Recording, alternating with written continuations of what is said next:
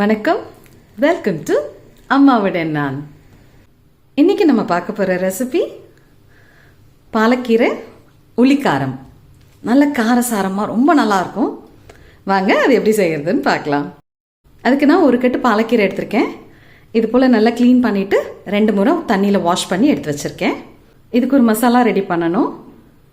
அதுக்கு நான் 2 பெரிய வெங்காயம் கட் பண்ணி வச்சுருக்கேன். ஒரு 10 பல்லு பூண்டு எடுத்து வச்சுருக்கேன். கீரையை எவ்வளோ பொடியாக கட் பண்ண முடியுமோ அந்த அளவுக்கு பொடியாக கட் பண்ணிக்கோங்க. அடுத்ததாக இதுக்கு ஒரு மசாலா ரெடி பண்ணிடலாம். நம்ம கட் பண்ணி வச்சுருந்த வெங்காயம், பூண்டு, அது கூடவே 1 ஸ்பூன் அளவுக்கு தனி மிளகாத்தூள் சேர்த்துக்கிறேன். 1 ஸ்பூன் தனியாத்தூள்.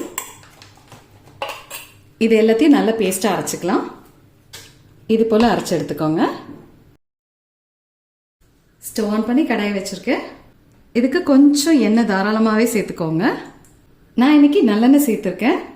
இந்த கீரைக்கு நல்லெண்ணெய் ரொம்ப நல்லாயிருக்கும். எண்ணெய் நல்லா காஞ்சிருச்சு. அடுத்ததாக 1 ஸ்பூன் அளவுக்கு கடுகு சேர்த்துக்கிறேன். 1 ஸ்பூன் ஜீரகம். கடுகு சீரகம் நல்லா பொரிஞ்சதும் 1 ஸ்பூன் அளவுக்கு உளுத்தம்பருப்பு சேர்த்துக்கிறேன். 1/2 ஸ்பூன் கடலைப்பருப்பு. அடுத்ததாக ஒரு 5-6 வரமிளகாய் எடுத்து வச்சுருக்கேன். 2 கிள்ளி வச்சுருக்கேன், அதையும் சேர்த்துக்கிறேன். கூடவே ஒரு கொத்தளவுக்கு கருவேப்பிலை சேர்த்துக்கிறேன்.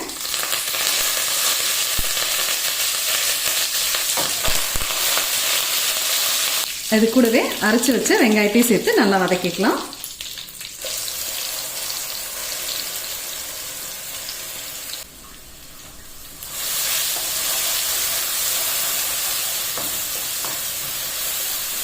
இது நல்லா பச்சை வாசனை போகிற வரைக்கும் வதக்கிக்கலாம். மிக்சியில் இருந்த மசாலாவில் கொஞ்சமாக தண்ணி ஊற்றி அதே இதில் சேர்த்துக்கிறேன். நல்லா வதக்கிக்கலாம். இது போல் எண்ணெய் பிரிஞ்சு வரும்போது கீரையை சேர்த்து நல்லா வதக்கிக்கலாம்.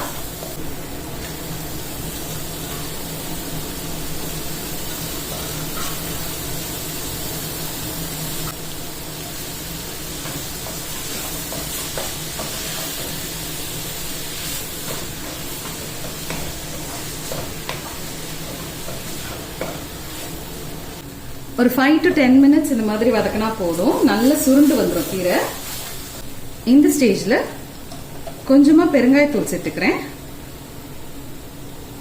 கூடவே வறுத்து அரைச்ச சீரகப்பொடி கொஞ்சம் சேர்த்துக்கிறேன். லாஸ்ட்டாக இந்த கீரைக்கு தேவையான உப்பு சேர்த்துக்கிறேன்.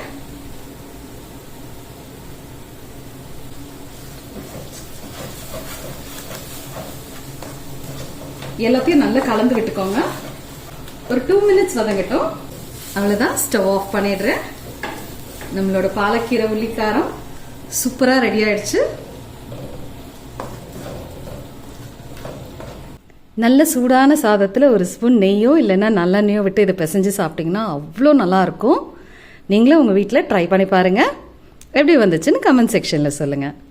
இந்த ரெசிபி உங்களுக்கு பிடிச்சிருந்ததுன்னா லைக் பண்ணுங்கள், ஷேர் பண்ணுங்கள், கமெண்ட் பண்ணுங்கள். மறக்காமல் எங்கள் சேனலை சப்ஸ்கிரைப் பண்ணுங்கள்.